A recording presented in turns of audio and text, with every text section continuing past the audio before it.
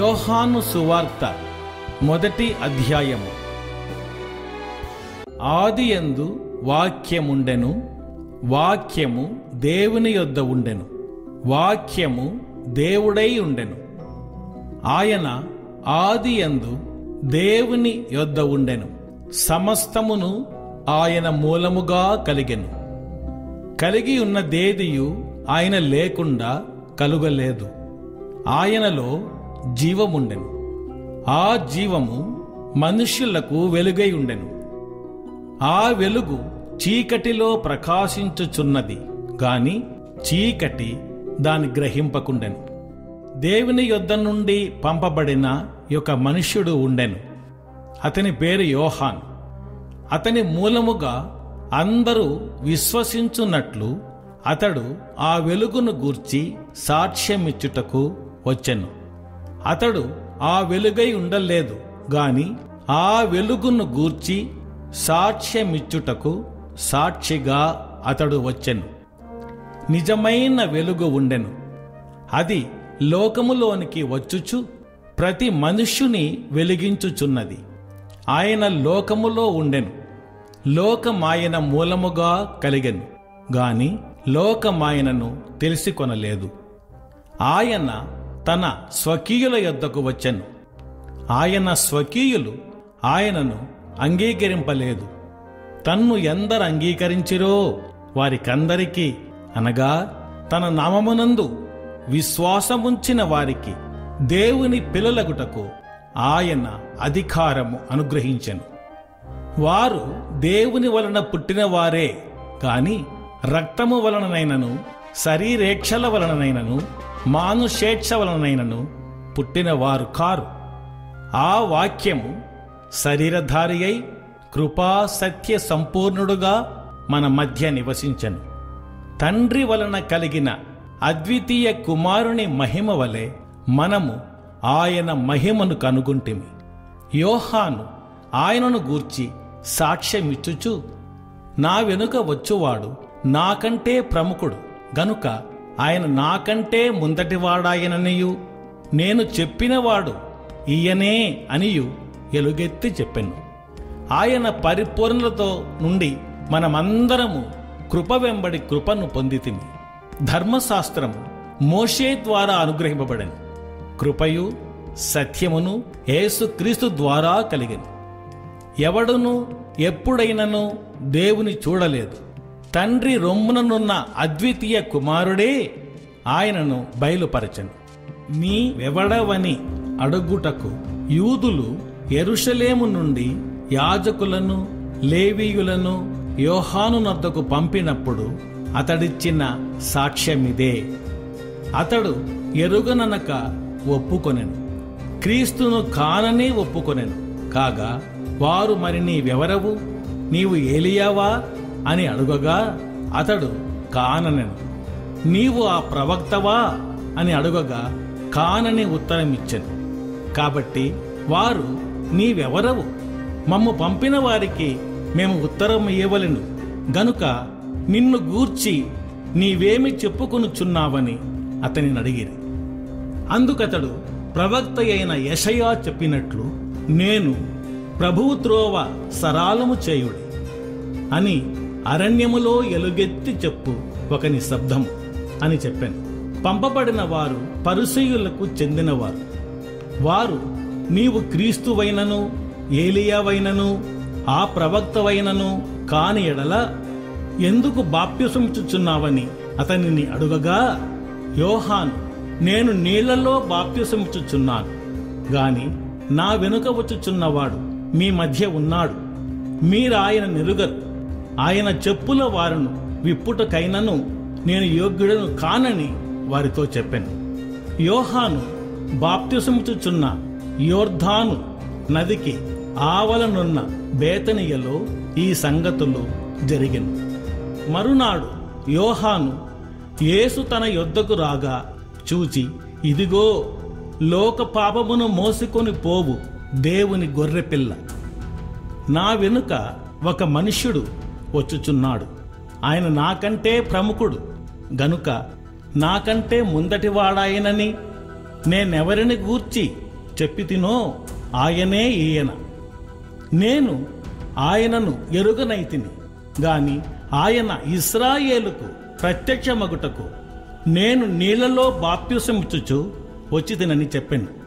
మరియు యోహాను సాక్ష్యమిచ్చుచు ఆత్మ పావురము వలె ఆకాశము నుండి దిగివచ్చుట చూచితిని. ఆ ఆత్మ ఆయన మీద నిలిచెను. నేను ఆయనను ఎరుగనైతిని గాని నీళ్లలో బాప్తిస్మమిచ్చుటకు నన్ను పంపినవాడు నీవెవని మీద ఆత్మ దిగివచ్చి నిలుచుట చూతువో ఆయనే పరిశుద్ధాత్మలో బాప్తిస్మమిచ్చువాడని నాతో చెప్పాను. ఈయనే దేవుని కుమారుడని నేను తెలుసుకుని సాక్ష్యమిచ్చి తినను. మరునాడు మరల యోహానును అతని శిష్యుల్లో 2 నిలుచుండగా అతడు నడుచుచున్న యేసు వైపు చూచి, ఇదిగో దేవుని గొర్రెపిల్ల అని చెప్పాను. అతడు చెప్పిన మాట ఆ 2 శిష్యులు విని యేసును వెంబడించిరి. యేసు వెనుకకు తిరిగి వారు తన్ను వెంబడించుట చూచి మీరేమి వెతుకుచున్నారని వారిని అడుగగా వారు, రబ్బీ, నీవు ఎక్కడవు కాపురం ఉన్నావని అడిగిరి. రబ్బీ అను మాటకు బోధకుడని అర్థం. వచ్చి చూడుడని ఆయన వారితో చెప్పగా వారు వెళ్ళి ఆయన కాపురమున్న స్థలము చూచి ఆ దినము ఆయన యొద్ద బస చేసిరి. అప్పుడు పగలు రమారమి 4 గంటల వేళ ఆయను. యోహాను మాట విని ఆయనను వెంబడించిన 2 ఒకడు సీమోను పేతురు యొక్క సహోదరుడైన అంద్రయ. ఇతడు మొదట తన సహోదరుడైన సీమోనును చూచి మేము మెస్సీయను కనుగొంటిమని అతనితో చెప్పి యేసునొద్దకు అతని తోడుకుని వచ్చెను. మెస్సీయా అను మాటకు అభిషిక్తుడని అర్థం. యేసు అతని వైపు చూచి, నీవు యోహాను కుమారుడవైన సీమోనువు, నీవు కేఫా అనబడుదువని చెప్పాను. కేఫా అను మాటకు రాయి అని అర్థం. మరునాడు ఆయన గలిలయకు వెళ్ళగోరి ఫిలిప్పును కనుగొని నన్ను వెంబడించుమని అతనితో చెప్పాను. ఫిలిప్పు బేత్సయిదా వాడు, అనగా ఆంద్రయ పేతురు అనువారి పట్టణపు కాపురస్తుడు.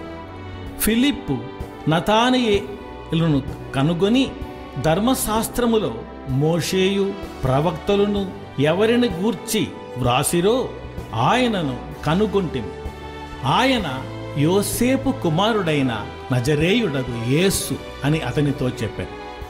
అందుకు నతనయేలు, నజరేతులో నుండి మంచిదేదైనా రాగలదా అని అతని అడుగగా వచ్చి చూడుమని ఫిలిప్పు అతనితో అనెను. యేసు నతనయేలు తన యొద్దకు వచ్చుట చూచి, ఇదిగో ఇతడు నిజముగా ఇశ్రాయేలీయుడు, ఇతని యందు ఏ కపటమునూ లేదని అతని గూర్చి చెప్పాను. నన్ను నీవు ఏలాగు ఎరుగుదువని నతనయేలు ఆయనను అడుగగా యేసు, ఫిలిప్పు నిన్ను పిలువక మునుపే నీవు ఆ అంజూరపు చెట్టు క్రింద ఉన్నప్పుడే నిన్ను చూచి తినని అతనితో చెప్పాను. నతనయేలు, బోధకుడా, నీవు దేవుని కుమారుడవు, ఇశ్రాయేలు రాజువు అని ఆయనకు ఉత్తరమిచ్చాను. అందుకు యేసు, ఆ అంజూరపు చెట్టు క్రింద నిన్ను చూచి తినని అతనితో చెప్పాను. మరియు ఆయన, మీరు ఆకాశము తెరవబడుటయు దేవుని దూతలు మనుష్య కుమారునికి పైగా ఎక్కుటయును దిగుటయును చూతురని మీతో నిశ్చయముగా చెప్పుచున్నాను. నేను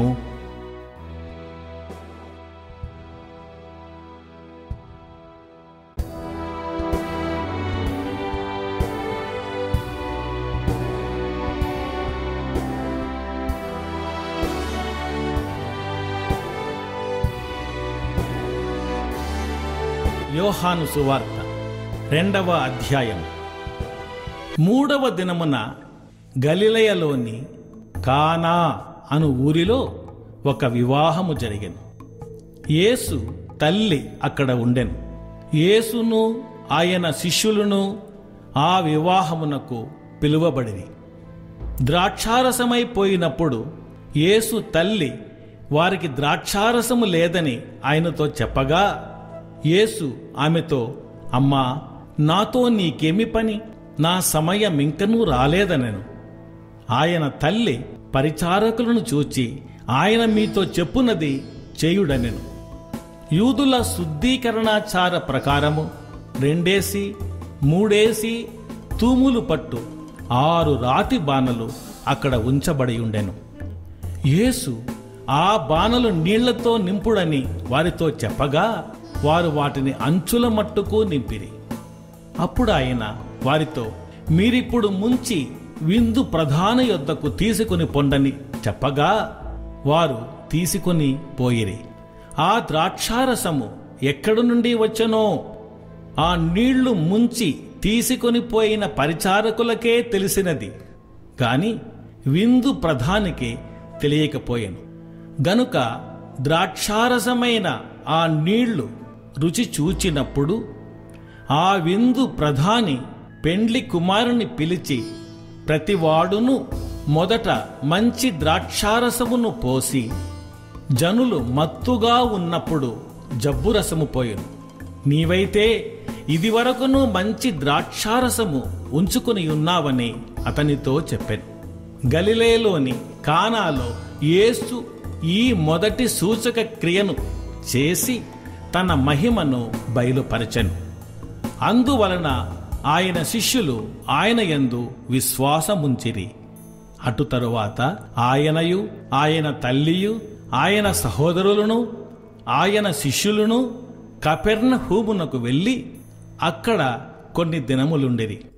యూదుల పస్కా పండుగ సమీపింపగా యేసు యెరూషలేమునకు వెళ్ళి దేవాలయములో ఎడ్లను గొర్రెలను పావురములను అమ్మువారును రూకలు మార్చువారును కూర్చుండుట చూచి త్రాళ్లతో కొరడాలు చేసి గొర్రెలను ఎడ్లనన్నిటినీ దేవాలయములో నుండి తోలివేసి రూకలు మార్చువారి రూకలు చల్లివేసి వారి బల్లలు పడద్రోసి పావురములు అమ్మువారితో, వీటిని ఇక్కడ నుండి తీసుకొని పొండి, నా తండ్రి ఇల్లు వ్యాపారపు ఇల్లుగా చేయకూడని చెప్పెను. ఆయన శిష్యులు, నీ ఇంటిని గూర్చిన ఆసక్తి నన్ను భక్షించునని వ్రాయబడి ఉన్నట్లు జ్ఞాపకం చేసుకునేది.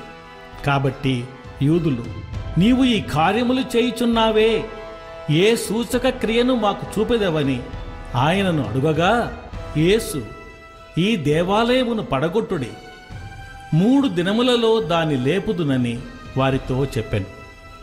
యూదులు, ఈ దేవాలయము 46 సంవత్సరములు కట్టిరే, నీవు 3 దినములలో దానిని లేపుదువా అనిరి.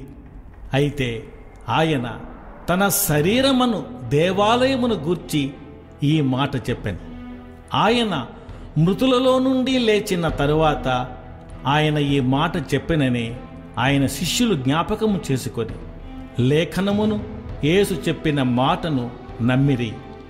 ఆయన పస్కా పండుగ సమయమున యెరూషలేములో ఉండగా ఆ పండుగలో అనేకులు ఆయన చేసిన సూచక క్రియలను చూచి ఆయన నామమందు విశ్వాసముంచిరి.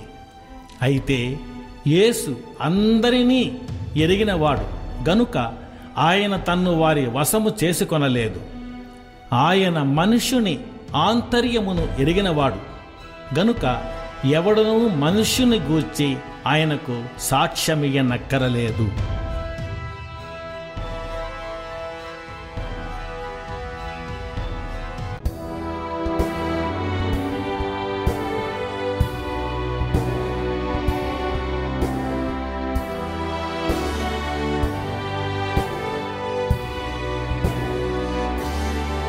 యోహాను వ్రాసిన సువార్త 3వ అధ్యాయం. యూదుల అధికారి అయిన నికోదేమను పరిసయ్యుడొకడుండెను. అతడు రాత్రియందు ఆయన యొద్దకు వచ్చి, బోధకుడా, నీవు దేవుని యొద్ద నుండి వచ్చిన బోధకుడవని మేమెరుగుదుము. దేవుడతనికి తోడై ఉంటేనే గాని నీవు చేయుచున్న సూచక క్రియలను ఎవడనూ చేయలేడని ఆయనతో చెప్పాను. అందుకు యేసు అతనితో, ఒకడు క్రొత్తగా జన్మించితేనే గాని అతడు దేవుని రాజ్యమును చూడలేడని నీతో నిశ్చయముగా చెప్పుచున్నాను నేను. అందుకు నికోదేము, ముసలివాడైన మనుష్యుడు ఎలాగు జన్మింపగలడు?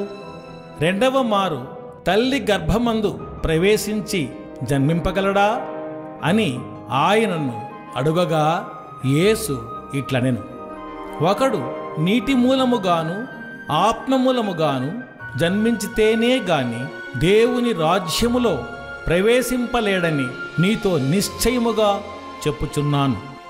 శరీరమూలముగా జన్మించినది శరీరమును, ఆత్మమూలముగా జన్మించినది ఆత్మయునై ఉన్నది. మీరు క్రొత్తగా జన్మింపవలనని నేను నీతో చెప్పినందుకు ఆశ్చర్యపడవద్దు. గాలి తనకిష్టమైన చోటను విసరును, నీవు దాని శబ్దము విందువే గాని అది ఎక్కడి నుండి వచ్చునో ఎక్కడికి పోవునో నీకు తెలియదు. ఆత్మమూలముగా జన్మించిన ప్రతి వాడును అలాగే ఉన్నాడనెను. అందుకు నికోదేము, ఈ సంగతులేలాగు సాధ్యములని ఆయనను అడుగగా, యేసు ఇట్లనెను, నీవు ఇశ్రాయేలుకు బోధకుడవై ఉండి వీటిని ఎరుగవా? మేము ఎరిగిన సంగతియే చెప్పుచున్నాము, చూచిన దానికే సాక్ష్యమిచ్చుచున్నాము. మా సాక్ష్యము మీరంగీకరింపరని నీతో నిశ్చయముగా చెప్పుచున్నాను. భూ సంబంధమైన సంగతులు నేను మీతో చెప్పితే మీరు నమ్మకున్నప్పుడు పరలోక సంబంధమైనవి మీతో చెప్పిన ఎడల ఎలాగు నమ్ముదురు? మరియు పరలోకము నుండి దిగివచ్చిన వాడే, అనగా పరలోకములో ఉండు మనుష్య కుమారుడే తప్ప పరలోకమునకు ఎక్కిపోయిన వాడెవడునూ లేడు. అరణ్యములో మోషే సర్పమును ఎలాగో ఎత్తెనో అలాగే విశ్వసించు ప్రతి వాడును నశింపక ఆయన ద్వారా నిత్య జీవము పొందునట్లు మనుష్య కుమారుడు ఎత్తబడవలెను. దేవుడు లోకమును ఎంతో ప్రేమించెను, కాగా ఆయన తన అద్వితీయ కుమారునిగా పుట్టిన వానియందు విశ్వాసముంచు ప్రతి వాడును నశింపక నిత్య జీవము పొందునట్లు ఆయనను అనుగ్రహించెను. లోకము తన కుమారుని ద్వారా రక్షణ పొందుటకే గాని లోకమునకు తీర్పు తీర్చుటకు దేవుడు ఆయనను లోకములోనికి పంపలేదు. ఆయన యందు విశ్వాసముంచు వానికి తీర్పు తీర్చబడదు. విశ్వసింప